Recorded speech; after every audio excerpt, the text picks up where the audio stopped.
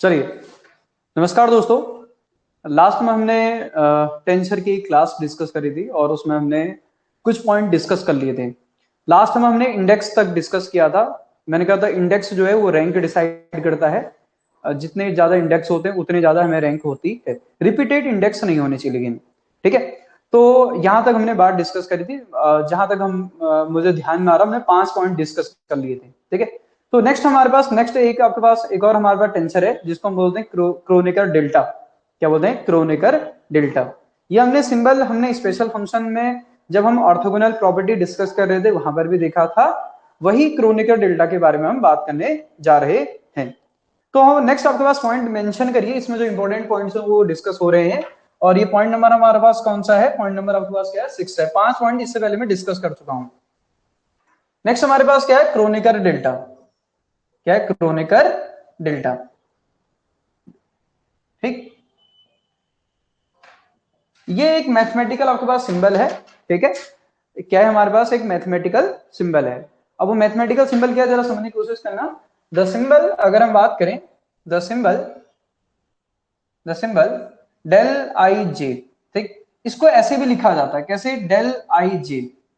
और आपके पास del I जे ऐसे भी लिखा जाता है। सबका मतलब एक ही है, इट्स कॉल्ड, ठीक है। चाहे ये हो, मैं अब ऐसे कर कॉमा करके लगा दे रहा हूं, ठीक है। It's called its called its called लिख देना आपके पास क्या? क्रोनेकर डेल्टा, ठीक है। अच्छा, अगर हम बात करें इसकी वैल्यू कितनी होती है, इसको कैसे डिफाइन किया जाता है? इसको डिफाइन किया जाता है आपके पास डेल आई जे, या फिर del I J equal to, ये यहां इसकी वैल्यू आपके पास ये तो 1 होती है, इसकी वैल्यू 0 होती है। 1 कब होती है? जब आई इक्वल टू आपके पास जे हो जाता है। और आपके पास if i does not equal to, अगर कहीं पर अगर जे हो, ये अगर दोनों ये वैल्यू अगर दोनों अलग अलग हैं, ये दोनों अलग अलग हैं, तो उस कंडीशन में इसकी जो वैल्यू आती है आपके पास वो कितनी आती है? 0 आती है, ठीक। ये इस तरीके से डिफाइन होता है। समझ में आई बात? ये समझ में आना चाहिए। इसको हम क्या बोलते हैं जरा बोलो? द सिंबल आपके पास इसको बोलते हैं क्रोनिकल डेल्टा। समझ में आई बात? चलिए, अब आपको दिख रहा होगा, अगर हम बात करें इसकी प्रॉपर्टीज के बारे में, इसकी प्रॉपर्टीज इंपोर्टेंट है, उनको समझना बहुत ज्यादा जरूरी है। तो लिखिएगा आपके पास properties of Kronecker delta. Properties of Kronecker delta, ठीक है, यानी कि डेल। अब अगर हम बात करें, समझने की कोशिश करिएगा। पहली बात आपको दिख रहा होगा, इनमें सभी में 2 इंडिसेस हैं। तो पहली बात तो ये क्लियर हो रही है, मैंने कहा था इंडेक्स से ही रैंक डिसाइड होती है। तो ये कितने रैंक का टेंसर क्वांटिटी है? सेकंड रैंक की, ठीक है। इसमें लिख देना it is a second rank tensor. ये किस रैंक का होता है जरा बोलो? सेकंड रैंक का टेंसर होता है। समझ में आई बात? चलिए, नेक्स्ट दूसरी प्रॉपर्टी डिस्कस करते हैं, ठीक है। इसको मैं आपके पास इरेज कर देता हूं। दूसरा हमारे पास दूसरा पॉइंट क्या, जरा समझने की कोशिश करना। सपोज के लिए हमारे पास डेल आई आई है। सपोज के लिए आपके पास क्या है जरा बोलो? डेल आई आई है। और आई जो है आपके पास, वेयर आपके पास अगर हम बात करें, वेयर आई आपके पास क्या है जरा बोलिए? आई 1 से n तक जाता है। कहां तक जाता है? 1 से n तक। जो इंडिसेस है जो वो कहां तक जा रही है? 1 से n तक। देन उस कंडीशन में आपसे इसकी वैल्यू कितनी होती है पूछेगा। देन आपसे बोलेगा देन आपसे बोलेगा डेल आई आई की जो वैल्यू है वो कितनी है करके, ठीक। तो आप इसको कैसे कैलकुलेट करेंगे? तो नॉर्मल सी बात है, आई अगर 1 से अगर आपके पास एन तक जा रहा है तो डेल आई आई का मतलब क्या हुआ, जब मैं यहाँ 1 रखूंगा तो ये 1 होगा। आपको मैंने बताया था इसका मतलब आइंस्टीन ने समीशन बताया था। क्या बताया था? समीशन। मतलब ये कैसे जाएगा, डेल 1 1, फिर डेल 2 2, फिर आपके पास डेल 3 3, फिर आपके पास डेल क्या आएगा 4 4, अप टू सो ऑन आपके पास क्या आ जाएगा, डेल एन एन आ जाएगा। अब यहाँ पर सिर्फ ये इंडेक्स अगर आपका इंडिसेस अगर सिर्फ 2 ही तक होती तो मैं इन दोनों तक लिखता, 3 होती तो 3 तक लिखता। अगर ये मैंने कहा कहीं तक अगर नहीं लिखा जाता तो इसका मतलब एन तक है। तो ये अगर 2 तक होता 2 आता, 3 होता 3 आता, ये एन तक जा रहा तो नॉर्मल सी बात है आपके पास डेल आई आई की जो वैल्यू हो जाएगी हमारे पास कितनी हो जाएगी, जरा बोलो एन। ये कई बार यूज करनी पड़ेगी जो आपको पता होनी चाहिए, क्योंकि ये समझ में आ रहा नहीं आ रहा, ये वन एन कैसे लिख दी मैंने, क्योंकि आपको समझ में आ रहा होगा डेल आई आई ये भी हमारे पास वन है, ये भी हमारे पास वन है। अभी मैंने बोला था सेम सेम का वैल्यू वन देगा, ये भी हमारे पास वन आएगा, अप टू सन कितना आ जाएगा वन। तो अगर ये 2 बार होता 2 आता, 3 होता 3 बार आता, एन हो तो आपके पास कितनी बार आ जाएगा एन, कितनी आ जाएगी इसकी वैल्यू, इसका मतलब एन, ठीक। चलिए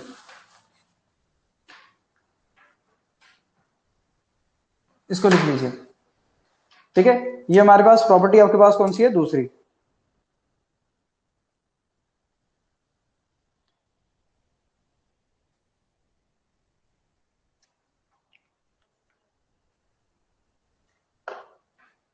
नेक्स्ट आपके पास समझते हैं तीसरी प्रॉपर्टी, ठीक है। तीसरी प्रॉपर्टी समझते हैं, हमारे पास है ए की पावर आई डेल आई के, इसकी वैल्यू कितनी होती है, ठीक है। ये हमें फाइंड आउट करनी है। ये सब प्रॉपर्टी के तौर पर है, ध्यान से समझने की कोशिश करिएगा, ठीक है। ये दिख रहे सिंबल आपके पास क्या चल रहे हैं करके, सिंबल दिख रहे होंगे, ठीक है। तो अगर हम बात करें यहाँ आपके पास हमको क्या करना है, इसकी वैल्यू बतानी है आपके पास, ठीक है। ये वैल्यू क्या होगी, करें यहाँ क्वेश्चन मार्क लगा रखे हैं। तो आपको क्या करना है, जो रिपीटेड इंडेक्स है इनकी वैल्यू आप रखते चले जाओगे, रखते चले जाओगे, नहीं चले जाओगे। तो अगर मैं इसकी वैल्यू अगर फाइंड आउट करूं तो ए की पावर आई, आइंस्टीन ने क्या बताया था, इस पूरे का मतलब आपके पास क्या होगा, समीशन होगा। जो रिपीटेड इंडेक्स है इनकी जगह वैल्यू आप रखते चले जाओगे। जैसे आई की वैल्यू अगर मैं आपका इसकी जगह 1 रखूंगा तो डेल की वैल्यू 1 होगी और ये कितना हो जाएगा के। फिर अगर यहाँ अगर दूसरा टर्म कैसे लिखा जाएगा, ए की पावर 2 डेल की पावर 2 के लिखा जाएगा। फिर तीसरा टर्म कैसे लिखा जाएगा, ए की पावर 3 डेल की पावर 3 के लिखा जाएगा। अब ऐसे ही करते करते करते कभी ना कभी तो के भी तो आएगा, आएगा नहीं आएगा। तो नॉर्मल सी बात है, आपका सपोज कि आपके पास कभी आते आते अब हमारे पास क्या आ गया, जरा बोलो ये आ गया, ये टर्म कौन सा आ गया, जरा बोलो ए की पावर के डेल की पावर के, और ये हमारे पास क्या आ गया, क्या आ गया, जरा बोलो के। फिर हमारे पास ऐसे आते आते आते आते लास्ट में क्या आ गया, जरा बोलो ए की पावर एन आएगा, क्योंकि आई अगर कुछ बोला ना जाए तो एन तक जाएगा। कहां तक जाएगा, एन तक। तो लास्ट हमारे पास कितना आ जाएगा, ये आ जाएगा ए की पावर एन डेल की पावर एन के। अब आपको ये समझ में आ रहा होगा, डेल ये 1 के है, के तो कोई आपका यहाँ का इंडिसेस है, ये 1 और के की वैल्यू, इसकी वैल्यू कितनी हो जाएगी, जरा बोलो 0। मैंने बोला था अगर आई ये और ये अगर अलग अलग होंगे तो इनकी वैल्यू कितनी हो जाएगी, 0। ये कितना हो जाएगा, जरा बोलो ये भी 0 हो जाएगा, ये भी कितना हो जाएगा, जरा बोलो ये भी 0 हो जाएगा, और ये भी कितना हो जाएगा, जरा बोलो 0। क्यों? क्योंकि आपके पास डिफरेंट पे वैल्यू कितने देता है, 0 देता है।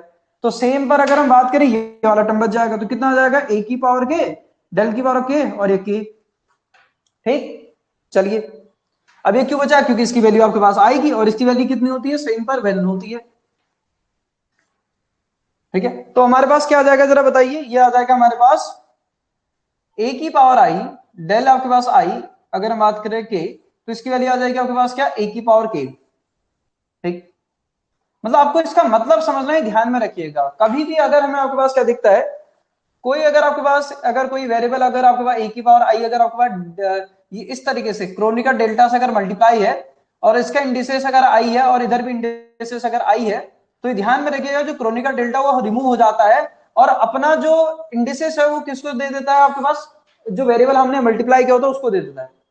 समझ में आई नहीं आई बात, ये समझ में आना चाहिए। मैंने क्या कहा, जब भी हमारे पास कोई वेरिएबल को हम क्रोनिकल डेल्टा से मल्टीप्लाई करेंगे और इस फॉर्मेट में आपके पास इक्वेशन लिखी होगी, जो क्रोनिकल डेल्टा अपना जो सिंबल होगा वो किसको सप्लाई कर देता है आपके पास, इसको, और आपके पास अपना क्या हो जाता है, गायब हो जाता है। किस तरीके से गायब होता है, क्योंकि इसकी वैल्यू कितनी है, जरा बोलो, इसकी वैल्यू आ जाएगी 1, तो हमारे पास कितना आ जाएगा, ए की पावर के, ठीक। तो ये है।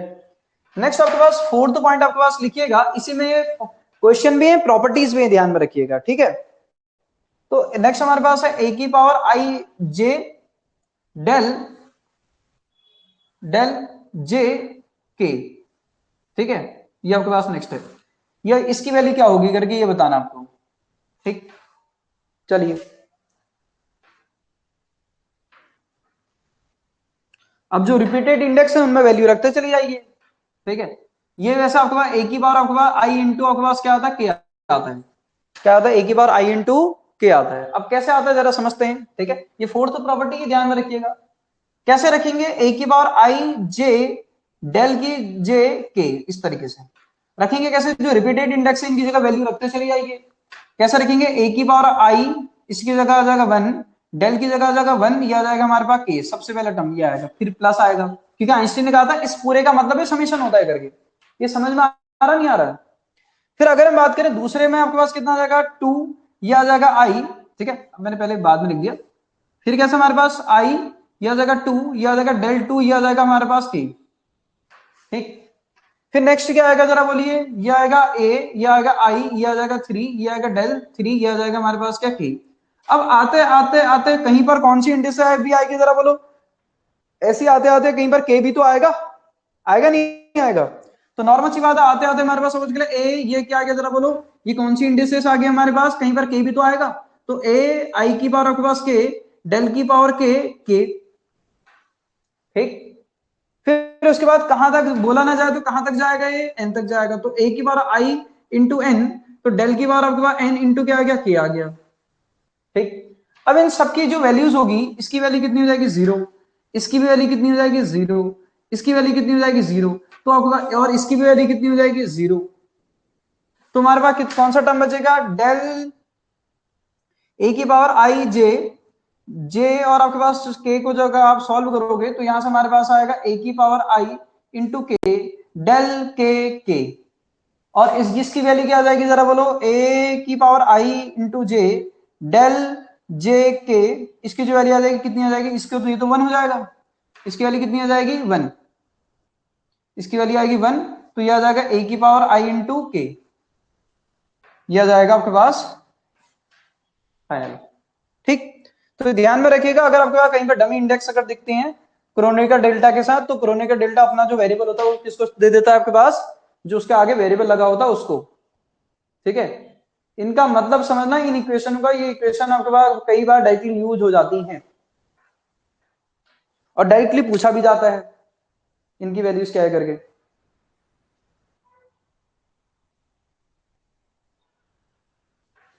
ठीक। ये आपके पास फोर्थ प्रॉपर्टी थी। अब बात करते हैं फिफ्थ प्रॉपर्टी के बारे में,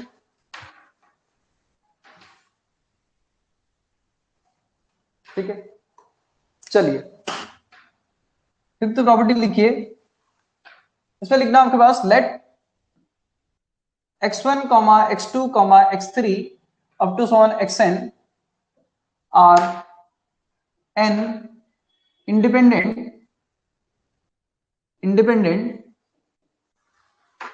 क्या है जरा बोलिए, कोऑर्डिनेट, क्या है, कोऑर्डिनेट।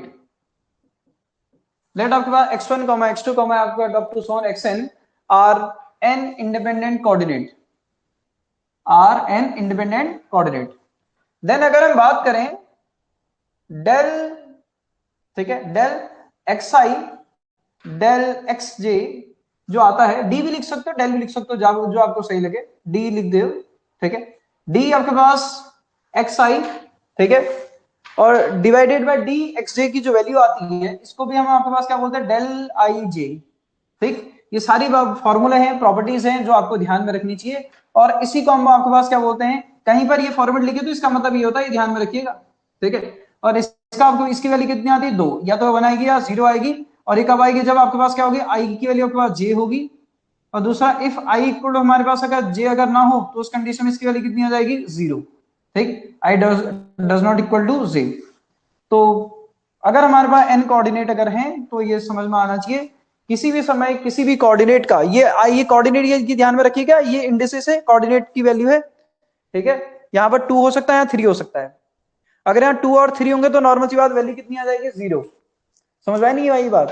अगर आपके पास दो अलग सेम कोऑर्डिनेट होंगे तब वैल्यू कितनी आएगी, वन। ये बात समझिए, और ऐसा होता भी है, अगर एक्स है तभी तो आपके पास वैल्यू वन आएगी, D by D x of x से नहीं बोलते हम, वैल्यू कितनी आती है 1, ऐसे कुछ। समझ में आई बात? चलिए नेक्स्ट हमारे पास है, इसी में अगर हम आपके पास, इसी में अगर हम किसी अगर के वेरिएबल से, अगर इनके किसी अदर वेरिएबल से अगर मल्टीप्लाई और डिवाइड कर दें, तब भी फॉर्मेट यही रहती, कोई चेंज नहीं आता है। If we multiply multiply and divide by another, ठीक है, अनदर आपके पास किससे जरा बोलो, कोऑर्डिनेट से, ठीक है।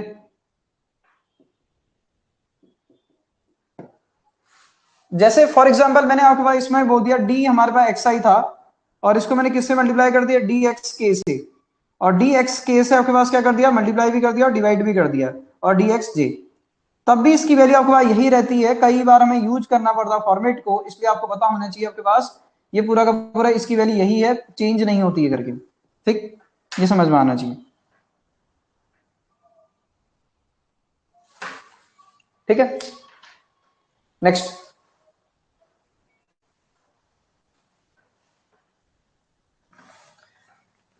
ये प्रॉपर्टीज हैं जो पता होनी चाहिए।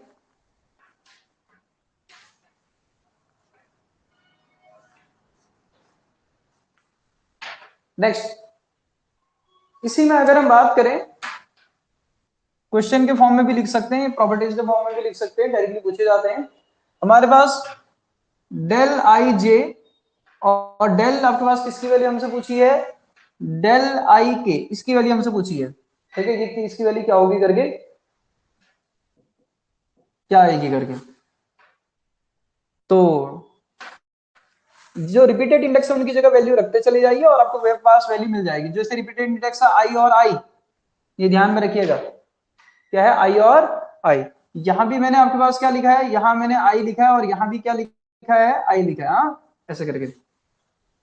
इसकी वैल्यू आपके पास पूछ रहा आपके पास क्या है, होगी करके, ठीक है। डायरेक्टली प्रॉपर्टीज के फॉर्म में लिखा रहता है, लेकिन आपको पता होना चाहिए कैसे निकालेंगे। क्या करेंगे, रिपीटेड इंडेक्स की जगह आपके पास अगर हम बात करें, जे आई डेल आई के, ऐसे करके, तो कैसे रखेंगे, जे ऐसे ही रहेगा, इसकी जगह 1 रख दिया, इसकी जगह 1 रख दिया, आपके पास के हो गया। फिर किसकी जगह रख देंगे हम ऐसी, इसकी जगह आपके पास क्या रख देंगे, डेल जे ऐसी है, इसकी जगह 2 रख दिया, 2 आ गया, के आ गया, आएगा। फिर ऐसे आते आते आते किसी समय आपके पास कौन सा टर्म भी आएगा, जब आपके पास जे ऐसी रहेगा, ये आपके पास के हो जाएगा, ये डेल के क्या होगा, ये भी के हो जाएगा, होगा नहीं, किसी में के भी तो आएगा, जे भी लिख सकते हो जो आपको लिखना है, ठीक है। जे टर्म बोलो या के टर्म बोलो, बात एक ही है, ठीक है, आएगा एक ही। नेक्स्ट आते आते आते लास्ट में फिर क्या आएगा जरा बोलो, जे, ये आपके पास फिर क्या आएगा जरा बोलो, एन, डेल की पावर एन के, ये लास्ट में ही आएगा। अब ऑलरेडी आपको ये समझ में आ रहा होगा, जे वन, ये तो दोनों अलग अलग हो गए, जे आपके पास के, जे तो कोई जे टर्म होगा ना, जे तो आपके पास इंडिसेस ऑलरेडी आपको पता ही है। इन सब की वैल्यू कितनी आएगी जरा बोलो, इसकी वैल्यू अगर आप बात करें, या इसकी वैल्यू अगर हम बात करें, तो आपके पास इन सब की वैल्यू कितनी आएगी, 0, और इसकी वैल्यू कितनी आ जाएगी हमारे पास, 0। अब यहां आपके पास के क्या हो जाएगा, 1। अब ये ध्यान में रखिएगा, आप ऐसा कहेंगे सर इनकी वैल्यू क्यों नहीं 0 हो रही, ये दोनों इंडिसेस हैं, ये जे है ये के है, और आपके ये दोनों अलग अलग हैं। ये ऐसा नहीं बोला है आपसे कि जे की वैल्यू 1 है और आपके पास के की वैल्यू आपके पास 2 है करके, ऐसा नहीं बोला है, दो अलग अलग इंडिसेस हैं, ये ध्यान में रखिएगा, ठीक है। लेकिन यहाँ तो एक नोन है ना, यहाँ एक स्केलर है और आपके पास एक वेरिएबल है, तो इनकी वैल्यू कितनी हो जाती है, 0। तो डे अगर हम बात करें, डेल आपके पास जे आई, डेल आपके पास आई के, इसको अगर हम सॉल्व करेंगे तो यहां से कितना आ जाएगा, इसकी वैल्यू 0, इसकी वैल्यू 0, इसकी वैल्यू 0, तो डेल हमारे पास कितना आ जाएगा, ये यहां से वैल्यू आएगी हमारे पास जे, और ये हमारे पास आएगा के, और इसकी वैल्यू कितनी हो जाएगी, 1। डेल आपके पास के, इसकी वैल्यू कितनी हो जाएगी, 1। तो हमारे पास ये समझ में आना चाहिए, इस पूरे की जो वैल्यू आ रही है आपके पास कितनी आ रही है, ये आ रही है हमारे पास, मतलब ये आई आई हट चुके हैं, आपके पास सिंगल डेल से रिप्रेजेंट कर सकते हैं, विच इज जे के से, ठीक। चलिए चलो, इसी में आपके पास एक बताइएगा आपके पास क्या होगा करके। नेक्स्ट, इसी से रिलेटेड आपके पास एक पूछा जा रहा है, find the value of, find the value of,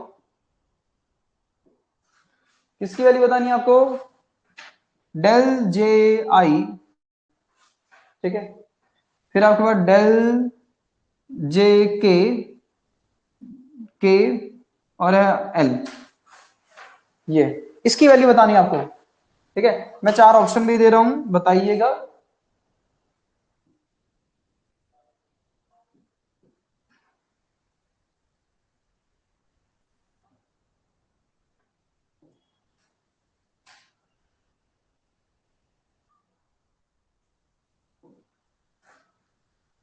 ठीक है, ये आई है, आई को मैं इधर को बना रहा हूं और जे को ऐसे बना रहा हूं। ठीक है, थोड़ा सिंबल का ध्यान में रखिएगा।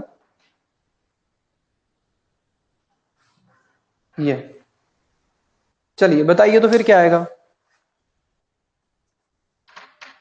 आप अगर बात को अगर समझ गए होंगे तो ये प्रॉपर्टी अगर समझ में आ गई होगी तो ये बन जाएगा डेल आई एल। बिल्कुल, ऑप्शन सी, ऑप्शन सी, ये जे है, जे। ठीक है, यह है जे।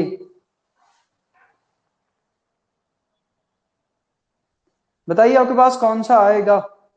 ये भी जे है हाँ?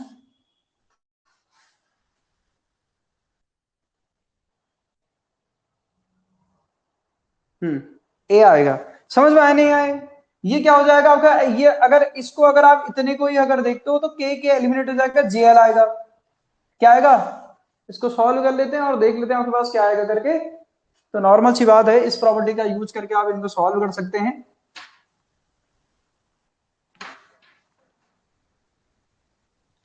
अगर हम इसको देखने की कोशिश करें तो यहां से हमारे पास जरा देखिए, हमारे पास था डेल आई जे, डेल जे के, और हमारे पास डेल के एल। ठीक है, ऐसे। अब अगर आप इतने को देखें ना, अभी मैंने बताया था इसके आपके पास कैसे लिखेंगे, ये आई हो जाएगा, जे हो जाएगा, ये के एलिमिनेट हो जाते हैं तो फाइनल जो डेल बनता है वो क्या बनता है, जे, और आपके पास क्या आ जाएगा, एल। अब इनको भी तो एक बना सकते हो, ये जे एलिमिनेट हो जाएंगे, कितना आ जाएगा, आई, और कितना आ जाएगा, एल। और वो कैसे होता है ऑलरेडी आपने देख रखा, और आप इसका पूरा डिटेल एक्सपेंशन करके भी सॉल्व कर सकते हो। पहले इतने को एक मान लो, वन वन रखो, टू टू रखो, थ्री थ्री रखो, आपको कहीं पर के भी तो रखना पड़ेगा, रखना पड़ेगा नहीं रखना पड़ेगा, तो नॉर्मल सी बात है। मतलब कहीं पर एल एल भी तो रखना पड़ेगा, यहाँ एल रखोगे यहाँ एल रखोगे तो जे और एल आ जाएगा। आप कुछ भी रख सकते हैं, जो ये फिक्स्ड इंडिसेस हैं इनके लिए तो रखना ही पड़ेगा आपको। आप इनकी जगह वन रखोगे वन रखोगे, फिर टू रखोगे टू रखोगे, फिर थ्री रखोगे थ्री, कहीं पर एल भी तो आएगा, आएगा नहीं आएगा, तो नॉर्मल सी बात है। चलिए, तुम्हारा ऑप्शन हो जाएगा ए। कौन सा हो जाएगा, ऑप्शन ए। इस तरीके से क्वेश्चन पूछे जाते हैं। चलो फिर एक और क्वेश्चन बता दो इसी में। Find the value of, find the value of, चलो ये है एक्स। ठीक है, एक्स की पावर आई, एक्स की पावर आई, एक्स की पावर जे है, एक्स की पावर क्या है, जे, फिर है डेल आई जे, ऐसा ही कुछ है। ठीक है, इसकी वैल्यू बतानी है आपको। ऑप्शन ए हमारा, एक्स की पावर आपके पास आई, दूसरा ऑप्शन है एक्स की पावर जे, तीसरा ऑप्शन है एक्स की पावर आपके पास आई नीचे जे, ऑप्शन डी है नन ऑफ दिस। बताइए क्या आएगा। जो प्रॉपर्टीज आपने पढ़ ली है उन्हीं को यूज करना है।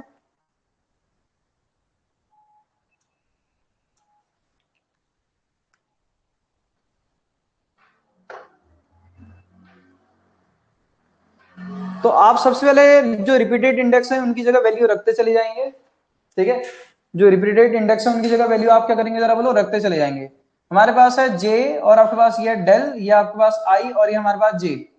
तो इनकी जगह आइंस्टीन ने क्या बोला था, जो रिपीटेड इंडेक्स है इनको आप एक्सपेंड करोगे। ठीक है, करोगे तो करने से आपको इसका मतलब क्या, पूरी सम ऑफ सीरीज पता है ना, तो एक्स की जगह कितना आ जाएगा, वन, यह आ जाएगा डेल वन, आपके पास डेल आई, यह आ जाएगा वन, फिर कितना आएगा, एक्स की जगह टू, डेल टू आई आ जाएगा, फिर कितना आ जाएगा, एक्स की जगह थ्री, डेल आई थ्री आएगा, फिर अप टू 7 चलते रहेगा, रहेगा नहीं रहेगा। फिर कहीं पर हमारे पास कौन सा टर्म भी आएगा जरा बोलो, इसको आगे करके लिख देने, प्लस यहां लिख दे रहे हैं। कहीं पर आएगा हमारे पास क्या, जरा बोलो, एक्स की पावर आई प्लस में, ठीक है, एक्स की पावर आई डेल आई, क्योंकि कहीं पर आई भी तो आएगा, आई। फिर क्या आएगा आपके पास, कहीं पर एक्स की पावर एन, यह आ जाएगा डेल आई, और क्या आ जाएगा, एन आ जाएगा, इस तरीके से। अगर आप चेक कर पा रहे हैं तो इसकी वैल्यू कितनी हो जाएगी, जीरो, इसकी वैल्यू भी कितनी हो जाएगी, जीरो, इसकी वैल्यू कितनी हो जाएगी, जीरो, इसकी वैल्यू कितनी हो जाएगी, जीरो, ये वन हो जाएगा। तो कितना आ जाएगा, एक्स की पावर आई डेल आई आई, यहां से आ जाएगा एक्स की पावर आई, ठीक है। तो एक्स की पावर जे डेल की पावर आई और आपके पास जे, ये वही वाली तो बात होगी कि डेल अपना जो फिक्स्ड इंडेसेस होती है, जो फिक्स्ड इंडेसेस होती है उसको कहां ट्रांसफर कर दे रहा है आपके पास, जरा बोलो।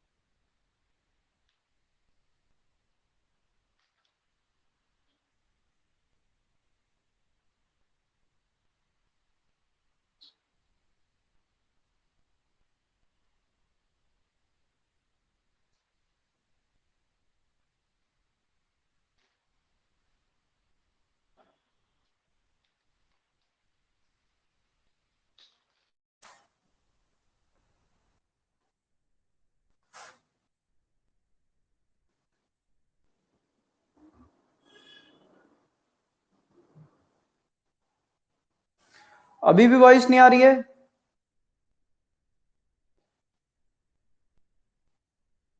वॉइस आ रही नहीं आ रही अभी?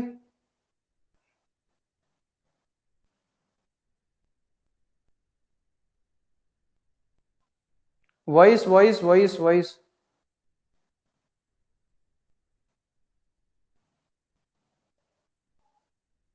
चलो देखो फिर।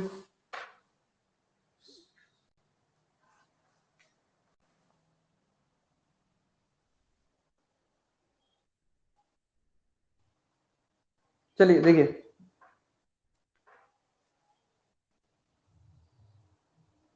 ठीक है ठीक है। चलिए बताइए इसकी वैल्यू क्या क्या हो सकती है।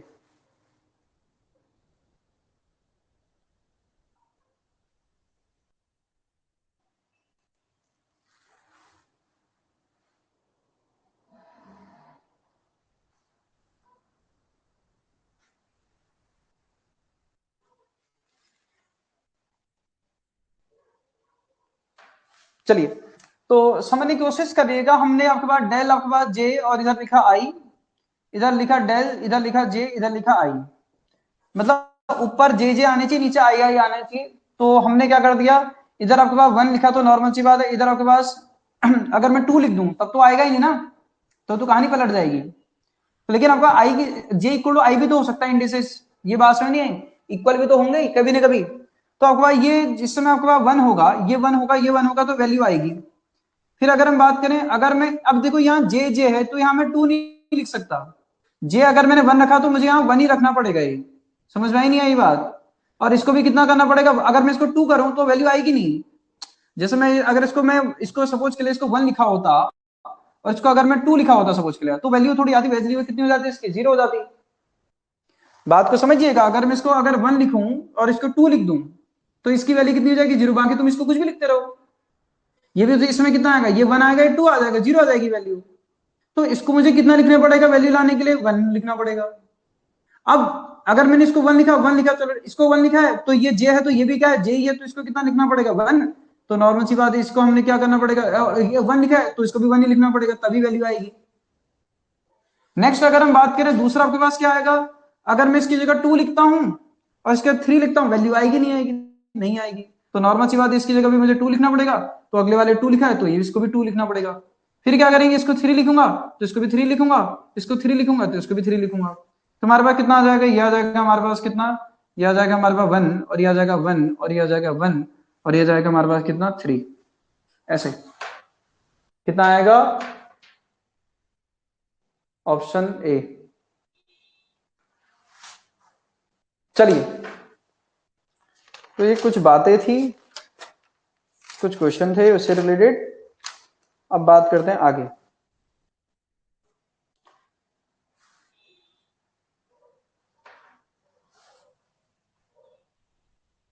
इसको हटा देते हैं, ठीक है।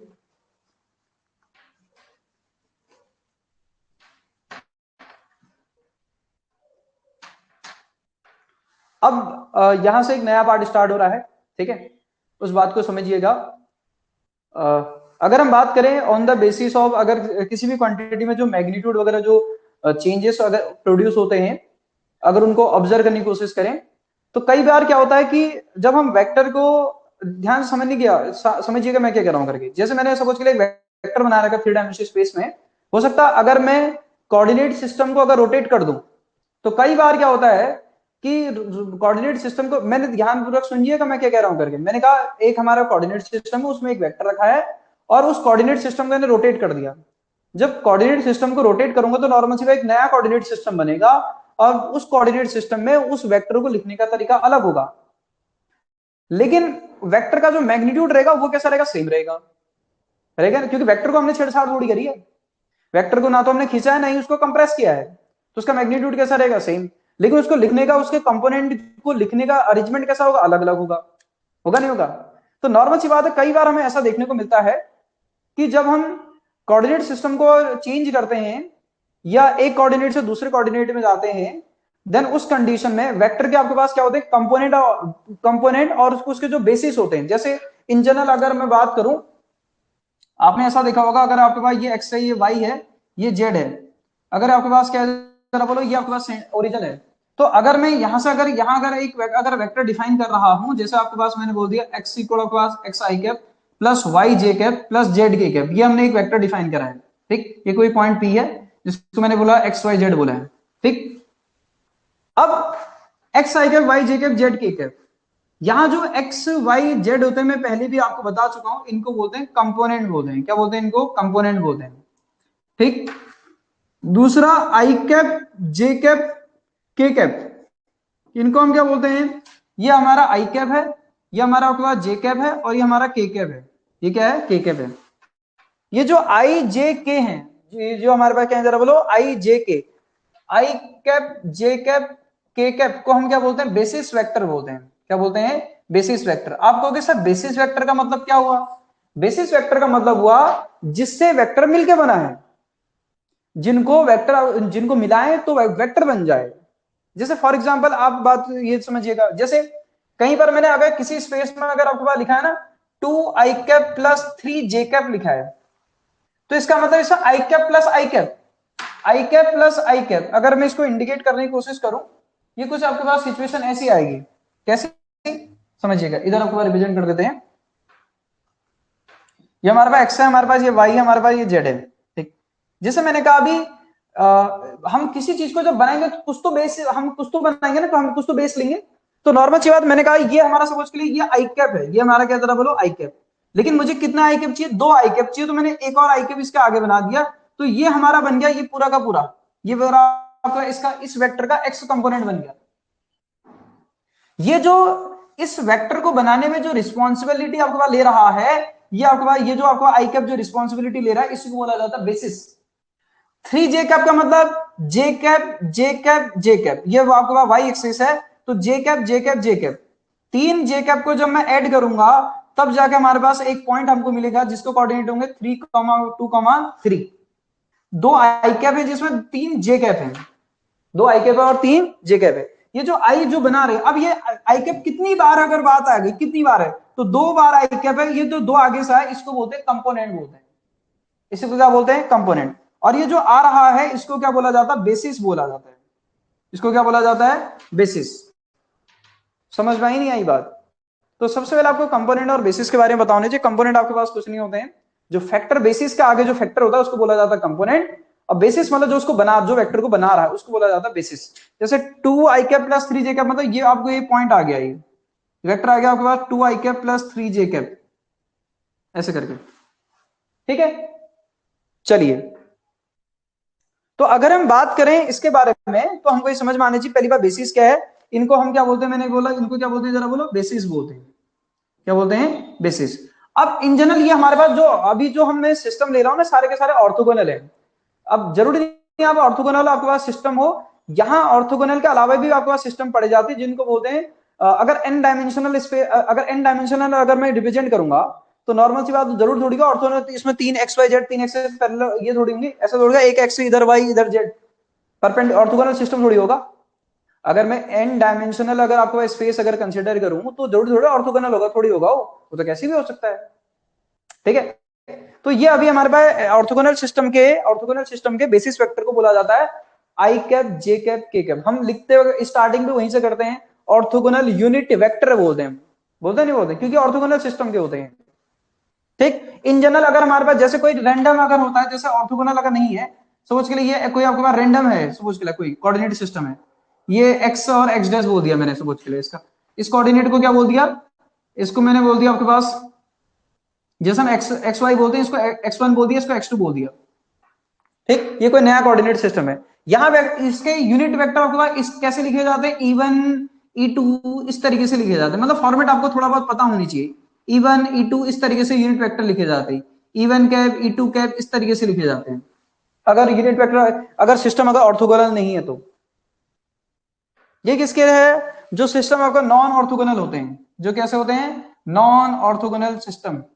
अब ये कितने भी हो सकते हैं, ठीक है, ये ध्यान में रखिए, कितनी भी डायमेंशन हो सकती है। अभी मैंने सिर्फ 2 ही डायमेंशन प्रेजेंट करी है, orthogonal coordinate system, non orthogonal coordinate system. ठीक है, ये समझ में आना चाहिए। मैं सिर्फ इस पार्ट में आपको ये समझा रहा था कि कंपोनेंट क्या है, बेसिस क्या है करके, कंपोनेंट क्या है और बेसिस क्या है करके। अब बात करते हैं आगे। अब अगर हम बात करें, समटाइम्स मैंने कहा जब हम कोऑर्डिनेट सिस्टम को रोटेट करते हैं या वेक्टर को रोटेट करते हैं तो समटाइम्स हमें क्या देखने मिलता है कि आपको जैसे आप कोऑर्डिनेट सिस्टम को रोटेट करोगे तो नॉर्मल सी बात है, जो कंपोनेंट और जो बेसिस होते हैं वो चेंज हो जाते हैं।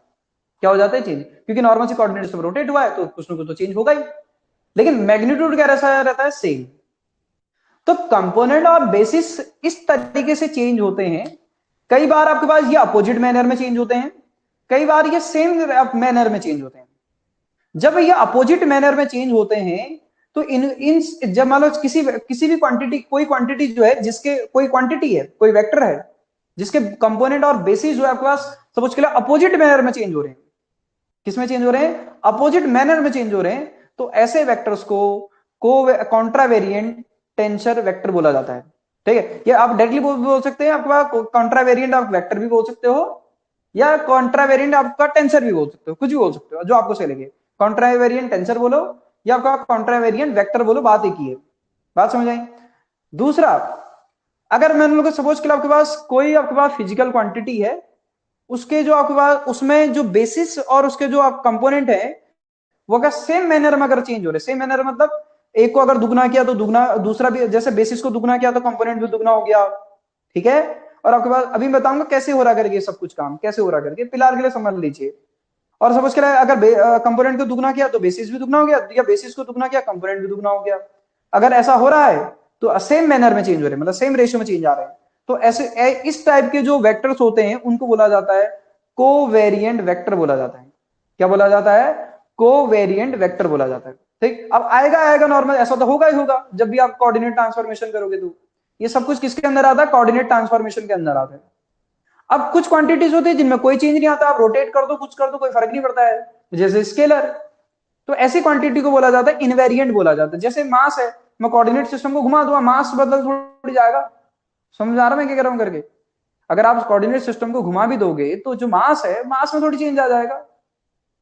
तो ऐसी क्वांटिटीज, या फिर आप एक कोऑर्डिनेट सिस्टम से दूसरे कोऑर्डिनेट सिस्टम में चले आओ तो मास में थोड़ी सी आपके पास चेंज आ जाएगा, मास तो मास ही रहेगा। ठीक, तो ऐसी क्वांटिटीज को बोला जाता है इनवेरिएंट बोला जाता है। ऐसी क्वांटिटी को क्या बोला जाता है? इनवेरिएंट बोला जाता है। फिर तो ये हमारे पास अगर हम बात करें तो हम यहां से आपके पास क्या करते हैं, डिफरेंट टाइप के पास कोऑर्डिनेट सिस्टम के ट्रांसफॉर्मेशन के बेसिस पर, या आप रोटेशन के बेसिस पर आप ऐसा बोल सकते हो, हम क्या करते हैं डिफरेंट टाइप के पास क्या डिफाइन करते हैं? वेक्टर डिफाइन करते हैं या टेंसर डिफाइन करते हैं। ठीक, अब वो टेंसर कौन कौन से हैं? पहला कॉन्ट्रावेरिएंट, फिर है कोवेरिएंट, ठीक है, फिर है इनवेरिएंट, फिर हमारे पास एक और होता है मिक्स्ड टेंसर करके, एक और होता है मिक्स्ड टेंसर जिसमें ऊपर और नीचे दोनों तरफ इंडेक्सेस आते हैं, उसको बोलते हैं मिक्स्ड टेंसर। तो सारी बातों को डिस्कस करते हैं और आपके पास आगे बढ़ते हैं फिर। ठीक है, चलिए।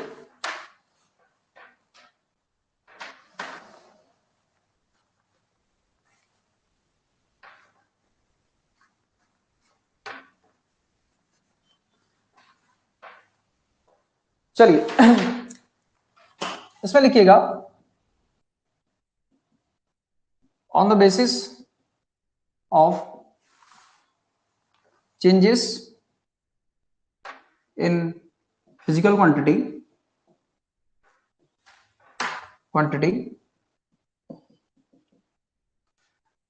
ट्रांसफॉर्मेशन, ठीक है,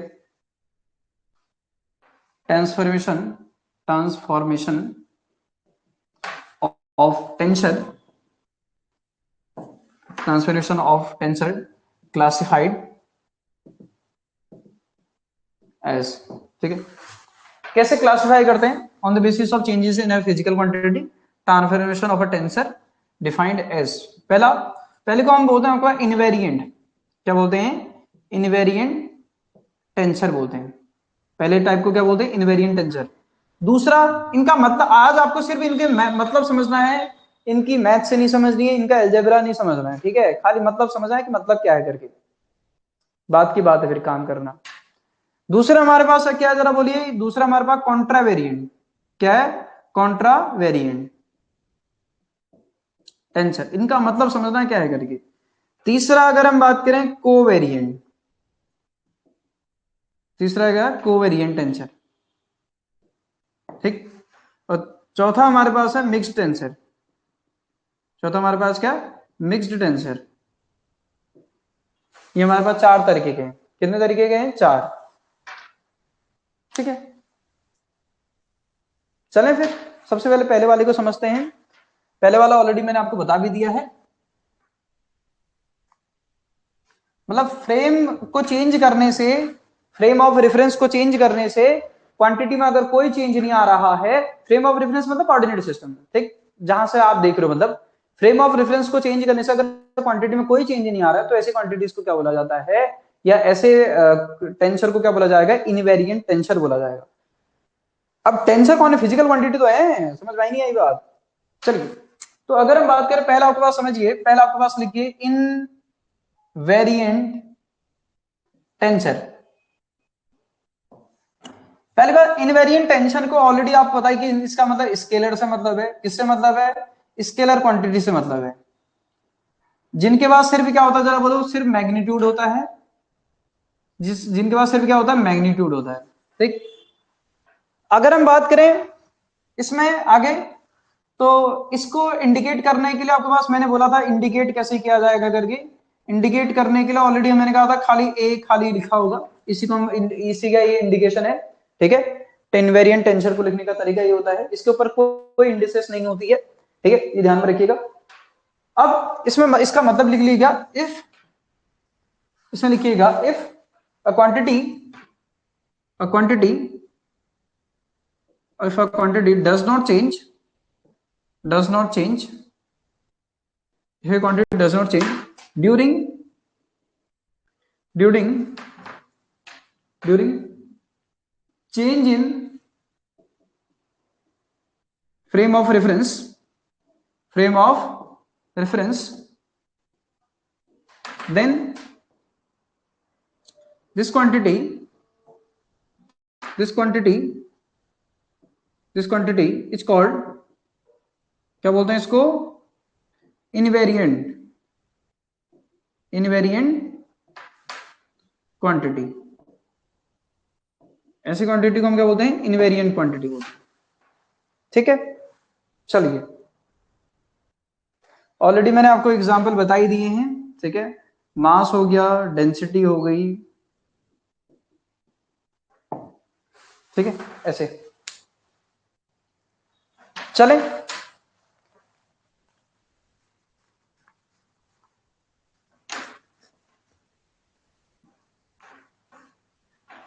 चलिए नेक्स्ट, दूसरा लिखिए कॉन्ट्रावेरिएंट। दूसरा लिखिए कॉन्ट्रावेरिएंट टेंसर। अगर हम बात करें कॉन्ट्रा का मतलब ही आपके पास समझ में आ रहा होगा, इसका मतलब होता है अपोजिट। इसका मतलब क्या होता है, इसकी, चलो थोड़ा ऐसे लिख देता हूं, इसकी मीनिंग क्या है, कॉन्ट्रा का मतलब क्या होता है, अभी समझाऊंगा इसका मतलब। कॉन्ट्रा का मतलब भी मीनिंग क्या है, इसकी मीनिंग क्या है, इसकी अपोजिट। ठीक है, अपोजिट, बात समझाएं। इसको डिनोट कैसे किया जाता है, डिनोट किया जाता है इस तरीके से, इंडेक्स, जो भी आपके पास क्वांटिटी होगी उसके ऊपर इंडेक्स लगा होगा। ठीक है, जैसे रैंक 1 का होगा, एक इंडेक्स लगा होगा, इसको हम बोलेंगे रैंक 1। ठीक है, इसको हम क्या बोलेंगे, रैंक 1। अगर इस तरीके से अगर आपके पास, हाँ ये ध्यान में रखिएगा, जो रैंक, ये जो ये जो इसमें होता है ना, ये जो इंडिसेस लगती है, ये ऊपर लगती है। कॉन्ट्रावेरिएंट में अगर हम बात करें, जो इंडिसेस लगेगी वो कहां लगेगी, जरा बोलो, सुपर स्क्रिप्ट होगी। ये बात समझ आ रही नहीं आ रही है, चलो इसको समराइज करके लिख देता हूं मैं। जैसे मैंने लिखा AIJ लिखा, ये किसकी रैंक क्या है, जरा बोलो, रैंक क्या है, जरा बोलो 2। रैंक क्या है, जरा बोलो 2। यहां पर इन दोनों को बातें में समराइज करके एक बात लिख रहा हूं, कॉन्ट्रावेरिएंट को रिप्रेजेंट करने के लिए जो इंडिसेस लगती है हमेशा क्या होती है, सुपर स्क्रिप्ट होती है। Indices always in super script, ये ध्यान में रखिएगा। इंडिसेस कहां होगी, जरा बोलो, सुपर स्क्रिप्ट में होगी। किसको रिप्रेजेंट करने के लिए, जरा बोलो, कॉन्ट्रावेरिएंट, क्योंकि अभी कोवेरिएंट भी आएगा, उसमें नीचे होती है इंडिसेस। ठीक है, चलिए नेक्स्ट जरा बात को समझने की कोशिश करिएगा। नेक्स्ट इसका मतलब क्या है, मैंने क्या बोला था, इसमें क्या होता है, अगर मैंने कहा था अगर हम क्या करें, किसी जो फिजिकल क्वांटिटी है उसमें अगर कंपोनेंट, अगर आपके पास क्या होगा, जरा बोलो, कंपोनेंट और बेसिस अगर अपोजिट मैनर में अगर चेंज हो रहे हैं, तो इसको हम क्या बोलते हैं, जरा बोलो, कॉन्ट्रावेरिएंट बोलते हैं। ठीक है, क्या बोलते हैं, कॉन्ट्रावेरिएंट। मतलब से भी समझाएंगे इसका मतलब क्या है करके। इफ लिखना आपके पास, if the physical quantity if the physical quantity change in opposite manner,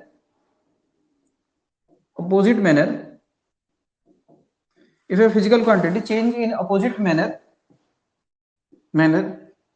then this quantity is known as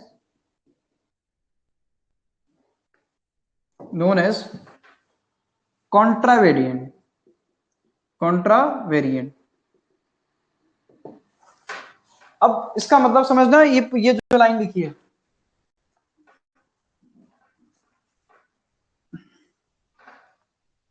ठीक है। जैसे मैंने क्या बोला आपसे थोड़ी देर पहले, बेसिस मैंने अभी समझाया था। लेट, अगर मैं एग्जांपल आपको समझा रहा हूं, ठीक है, एग्जांपल इस पॉइंट को समझ रहे हैं, ठीक है।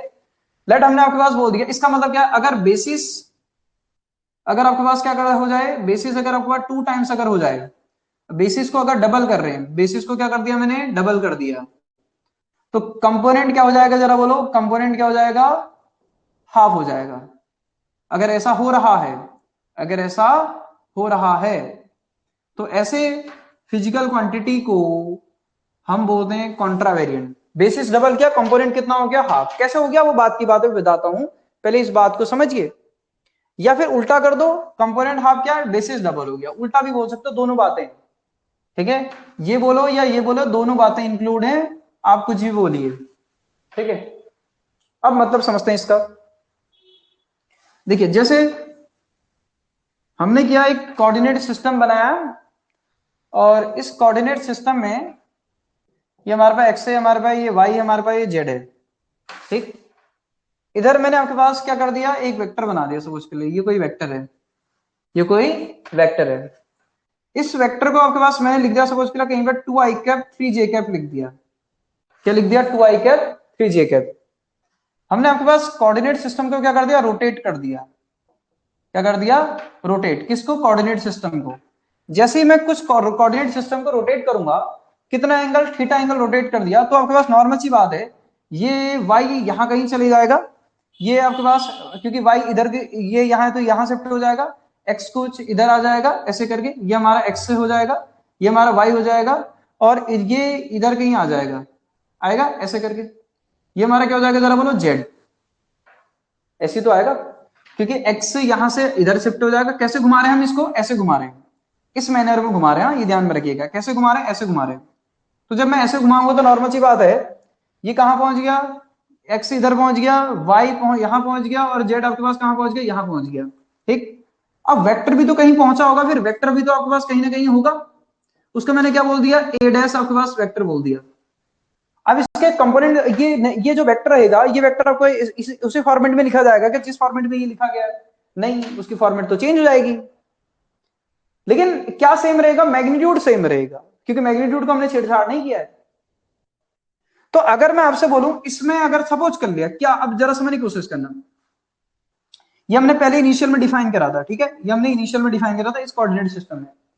लेट अगर सपोज कर लिया, इस कोऑर्डिनेट सिस्टम में इसकी वैल्यू होगी लेट, ये ध्यान में, लेट किया, लेट, लेट सपोज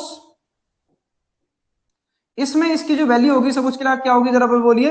सपोज के लिए मैंने आपके पास बोल दिया 4 आई कैप डैश, प्लस आपके पास क्या बोल दिया, 3/2, क्या बोल दिया आपके पास, जे कैप बोल दिया, सपोज कर लिया, क्या बोल दिया, जे कैप डैश बोल दिया, डैश डैश, क्योंकि इसके जो यूनिट वेक्टर हैं वो आई कैप होगा, जे कैप होगा, के कैप होगा, और इसके जो यूनिट वेक्टर है सपोज के लिए आई कैप डैश, क्योंकि हमने कोऑर्डिनेट चेंज कर दिए हैं, जे कैप डैश, और इसको मैंने क्या बोल दिया, जेड जे के कैप डैश लिख देना, इसको के कैप डैश लिख देना, ऐसे करके, ठीक, ऐसे कर दिया।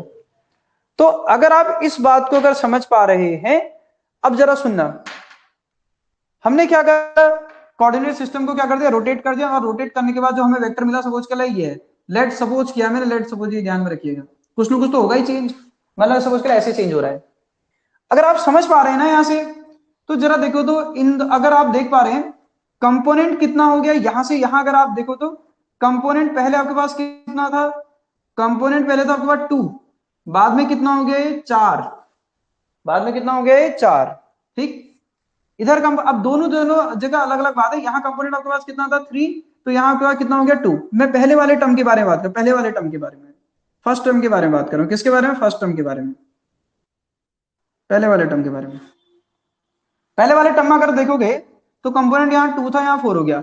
अगर आपसे बोल दिया जाए आई डैश कितना हुआ होगा फिर, क्योंकि आपको मैंने पहले बताया कि मैग्नीट्यूड चेंज नहीं हुआ है, तो आई डैश को भी तो चेंज होना पड़ेगा, नहीं होना पड़ेगा। अगर आप इनका मैग्नीट्यूड निकालोगे, इसका मैग्नीट्यूड निकालोगे, अलग अलग हो जाएगा।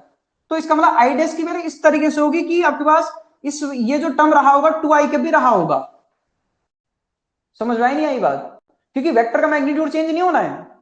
तो नॉर्मल सी बात है, मैंने आपको इन दोनों को इक्वेट करना पड़ेगा। इसका मतलब जैसे इक्वेट करोगे 2 से 2 कैंसिल आउट हो जाएगा, आई डैश की वैल्यू कितनी आ जाएगी?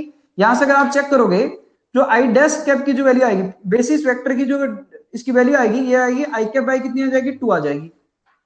आएगी नहीं आएगी?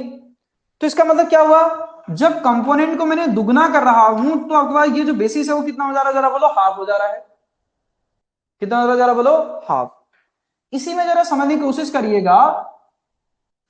नेक्स्ट, क्या दूसरे वाले कंपोनेंट को देखो, दूसरे वाले को देखो। दूसरे वाले में आपके पास कंपोनेंट कितना हो गया? जरा बोलो। अगर हम कंपोनेंट को अगर देखने की कोशिश करें तो हमको ये समझ में आ रहा है 3 से कहां चले गया? जरा बोलो, 3/2, विच इज आपके पास एग्जैक्टली हाफ।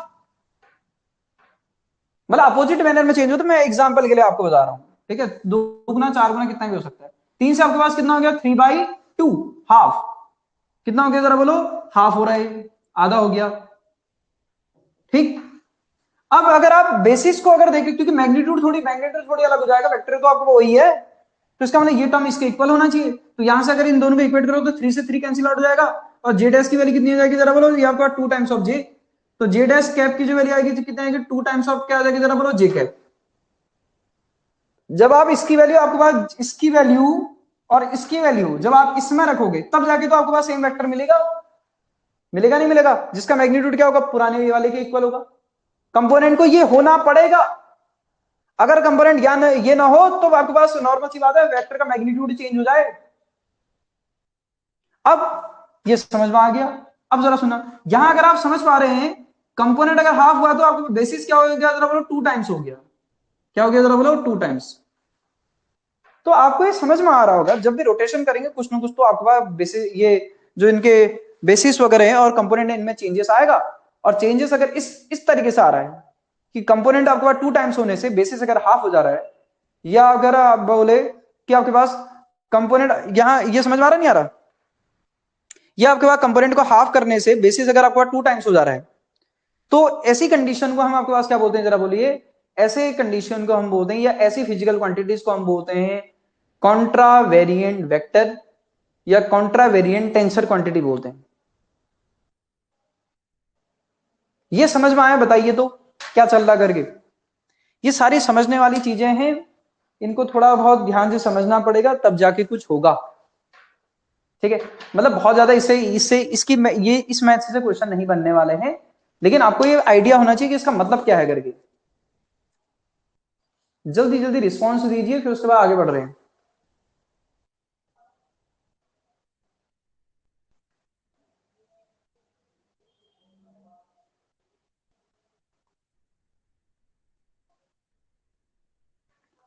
आवाज आ रही मेरी?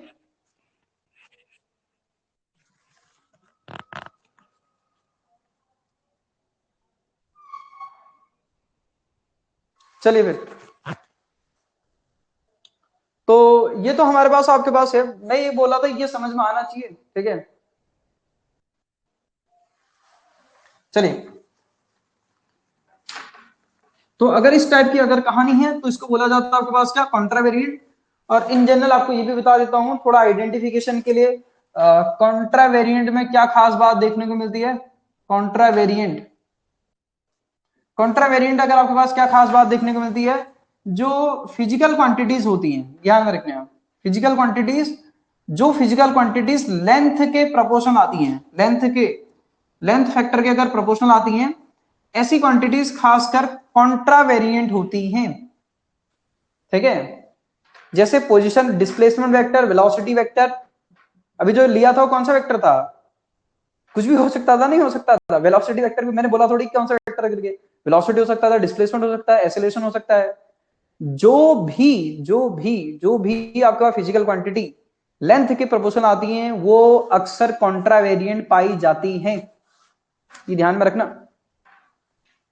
इन जनरल आपके पास लिख देना, इन जनरल दोस,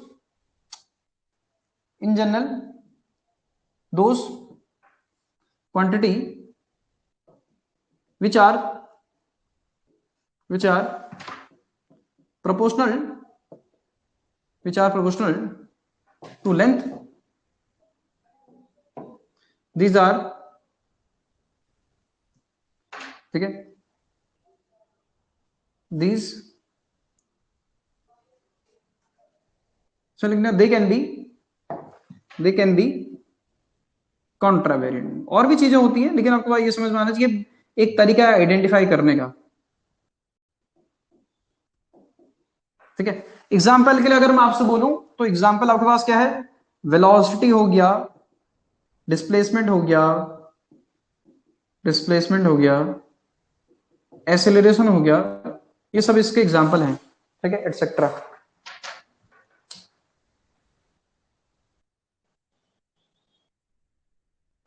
वर्क तो हमारे पास स्केलर के अंदर आएगा ना, वर्क किसके अंदर आएगा, स्केलर के अंदर। इसकी तो रैंक 2 है, नहीं है, ये तो कॉन्ट्रावेरिएंट वेक्टर है। कुछ समझ में आई बात है?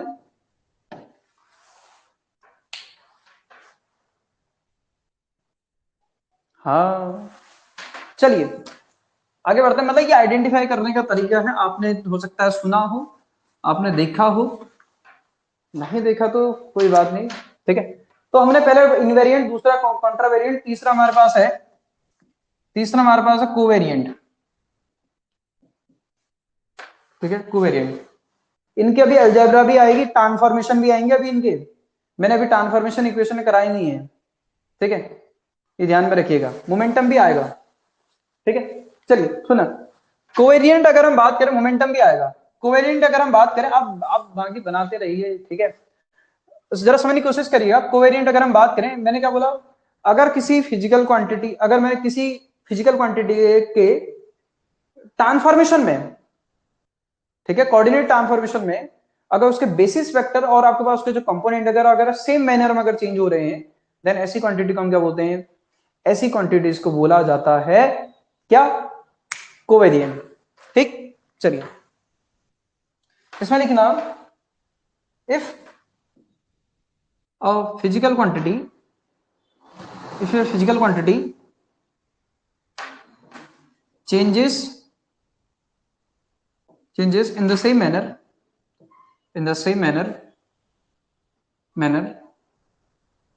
then it is called covariant। इसको क्या बोलते हैं, कोवेरिएंट बोलते हैं।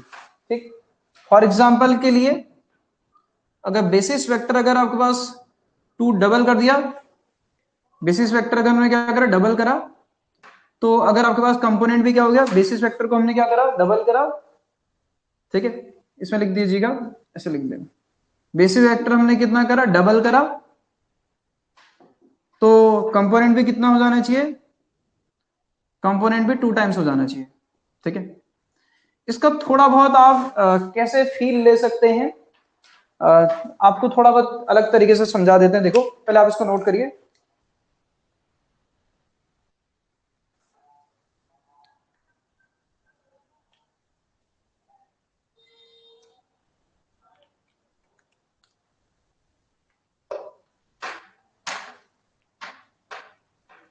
ठीक है,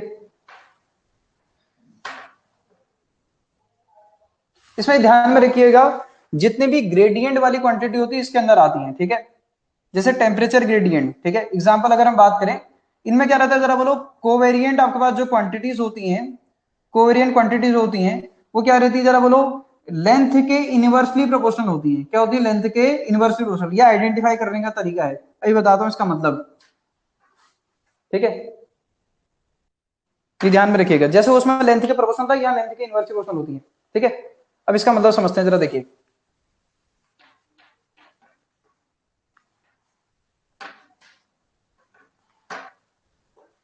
तो अगर हम बात करें, जैसे इसका एग्जाम्पल आपके पास, इसका जो एग्जाम्पल है वो क्या है, टेम्परेचर ग्रेडियंट।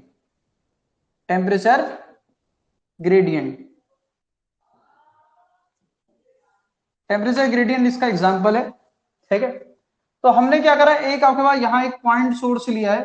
ठीक है, ये कोई पॉइंट सोर्स लिया है जो हीट आपके पास एमिट कर रहा है। ठीक है, ये रेडिएशन आप एमिट कर रहा है, आप बोल सकते हो। अब यहां से सपोज के लिए आपने स्टार्ट करना है, यहां से इधर की तरफ चलना स्टार्ट करा, कहां की तरफ चलना स्टार्ट करा? अच्छा बताओ पहली बार टेम्परेचर ग्रेडियंट स्केलर होगा या वेक्टर होगा? अच्छा इसका इंडिकेट कैसे करते हैं ये भी बता देते हैं। अभी चलो अभी बता देंगे, पहले इसको बताइए। ठीक है, पहली बात बताइए, जब इधर की तरफ आप चलना स्टार्ट करेंगे तो आपको ये जो हीट हीट जो है, जो टेम्परेचर होगा वो इंक्रीज होगा डिक्रीज होगा? अरे ये तो बहुत ही सिंपल सी बात है यार। टेम्परेचर,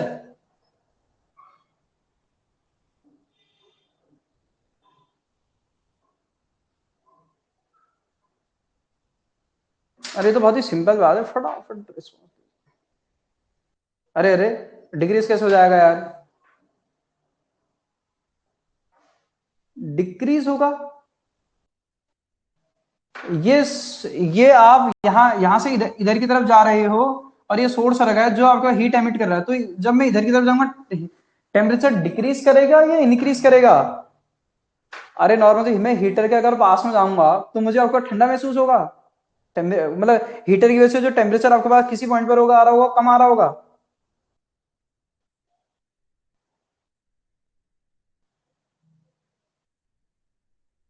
हम्म। अरे नॉर्मल सी बात है ना, मैं जब इधर की तरफ जा रहा हूँ तो नॉर्मल सी बात, इसकी वजह से ये जो टेम्परेचर है वो क्या हो रहा होगा, इंक्रीज कर रहा होगा। डिक्रीज कैसे करेगा? मतलब ये तो सोर्स है ना, मैं सोर्स के पास जा रहा हूँ तो नॉर्मल सी बात है टेम्परेचर घट जाएगा। मतलब आपका कहने का मतलब मैं जब सोर्स पे पहुंच जाऊंगा तब तो आपका टेम्परेचर जीरो हो जाना चाहिए।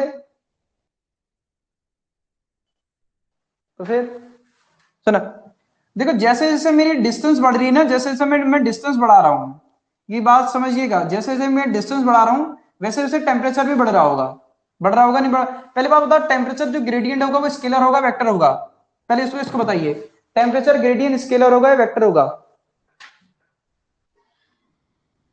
इनिशियल मैंने आपको बताया था, जब ग्रेडियंट डिस्कस कर रहे तो हमने कहा था टेम्परेचर ग्रेडियंट, वेलोसिटी ग्रेडियंट, ठीक है, ये सारी की सारी कैसे होंगे, पॉइंट सोर्स का डिक्रीज होगा। मैं पॉइंट सोर्स से दूर नहीं जा रहा, मैं पॉइंट सोर्स की तरफ आ रहा हूं।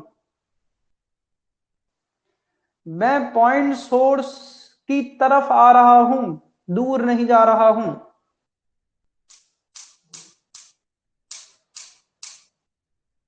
पॉइंट सोर्स की तरफ आ रहा हूं ना मैं, अरे इधर की तरफ आ रहा हूं, इधर की तरफ, इधर की तरफ, इधर की तरफ, इधर की तरफ, इधर की तरफ। सुनिए फटाफट जरा सुना।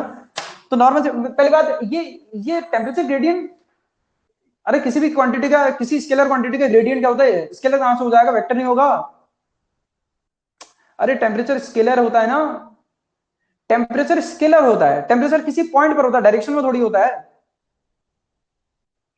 टेम्परेचर पॉइंट पर होता है, डायरेक्शन में नहीं होता है। Temperature is scalar quantity, but temperature gradient अगर मैं बात कर रहा हूं, दिस इज वेक्टर। अरे स्केलर फंक्शन का ग्रेडियंट निकाल दो तो क्या होता है, वेक्टर तो आता है, आता नहीं आता है? तो पहले ये बात समझ में आनी चाहिए, वेक्टर है, तभी तो हम कोवेरिएंट वेक्टर के बारे में बात कर रहे हैं। सुना, अब मैं जैसे इधर की तरफ बढ़ूंगा तो नॉर्मल सी बात ये समझ में आता है, जैसे जैसे मेरी डिस्टेंस बढ़ेगी वैसे आपके पास वैसे वैसे क्या होगा जरा बोलो, ये जो टेम्परेचर होगा वो भी क्या हो रहा होगा जरा बोलो, इंक्रीज कर रहा होगा। या फिर आप ऐसा भी बोल सकते हो, जो चेंज इन टेम्परेचर वो इंक्रीज कर रहा होगा, आप ऐसा बोल सकते हो। समझ में आई नहीं आई बात? तो अगर हमको देखने को मिल रहा है, ऐसा अगर हमको देखने को मिल रहा है, तो ऐसे आपके पास क्वांटिटीज को हम बोलते हैं कोवेरिएंट। जैसे मैं इधर की तरफ अगर बढ़ूंगा तो नॉर्मल सी बात हमको समझ में आता है, डिस्टेंस मेरी आपके पास धीरे धीरे बढ़ रही है, तो जो टेम्परेचर होगा वो भी आपके पास क्या कर रहा होगा, रेज कर रहा हूं। मैं दूर नहीं जा रहा हूं, इससे दूर नहीं जा रहा हूं, इसकी तरफ आ रहा हूं। इस बात को समझिए, सुनिएगा, देखिए। तो नॉर्मल सी बात पहले आपको ये समझ में आना चाहिए। दूसरा, कोवेरिएंट, कोवेरिएंट को जो इंडिकेट करने का जो तरीका है, डिनोट करने का जो, पहली बात ये समझ में आना चाहिए, टेम्परेचर ग्रेडियंट वेक्टर होता है। जब मैं इधर की तरफ जाऊंगा तो नॉर्मल सी बात है, जैसे जैसे हमारे आपका डिस्टेंस बढ़ रही होगी वैसे वैसे टेम्परेचर भी क्या हो रहा होगा, रेज कर रहा होगा। यानी कि एक के बढ़ने से दूसरा भी बढ़ रहा है, तो इसको हम आपके पास बोलेंगे, हाँ, ग्रेडियंट मतलब चेंज, बिल्कुल। स्लोप भी होता है मैथ्स में, तो ग्रेडियंट का मतलब स्लोप भी हुआ dy by dx।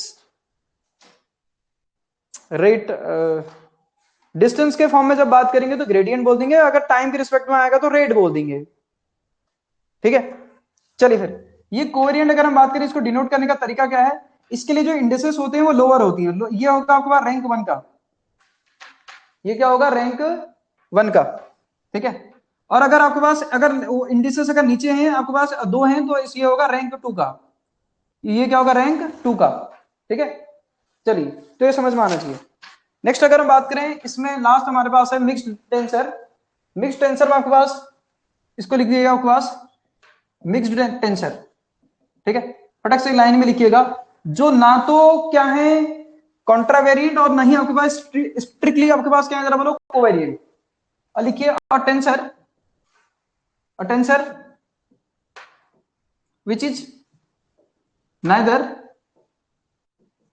which is neither strictly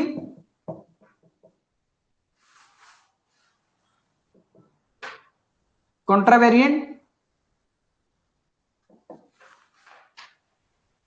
nor covariant are called mixed tensor। और इनको इंडिकेट कैसे किया जाता है? ठीक है, इनको डिनोट किया जाता है। डिनोट करने का तरीका अगर हम बात करें, डिनोट करने का तरीका होता है, ए आई भी होगा, नीचे भी होगा, वो दोनों तरफ होंगे ना, क्योंकि मैंने आपको बताया कोवेरिएंट को नीचे इंडिकेट कर, नीचे लिखते हैं उसका इंडिसेस, कॉन्ट्रावेरिएंट का ऊपर, इनमें ऊपर और नीचे दोनों तरफ, मतलब ये मिक्स्ड आंसर है। कैसा है? मिक्स्ड। ठीक है, और इसकी समझ में आ रहा होगा, अगर ऊपर और नीचे दोनों होंगे तो रैंक 2 का होगा ये। इसकी रैंक कितनी आएगी? 2। जैसा आपने अभी देखा था ना, डेल आई जे देखा था, ये क्या था? रैंक 2 का मिक्स्ड आंसर था। कैसा था? Mixed answer. और उसको लिखने को लिखा आपके पास कॉन्ट्रावेरिएंट और कोवेरिएंट के फॉर्म में भी लिखा जाता है। चलिए, तो आज की क्लास में यहीं तक डिस्कस करते हैं, बाकी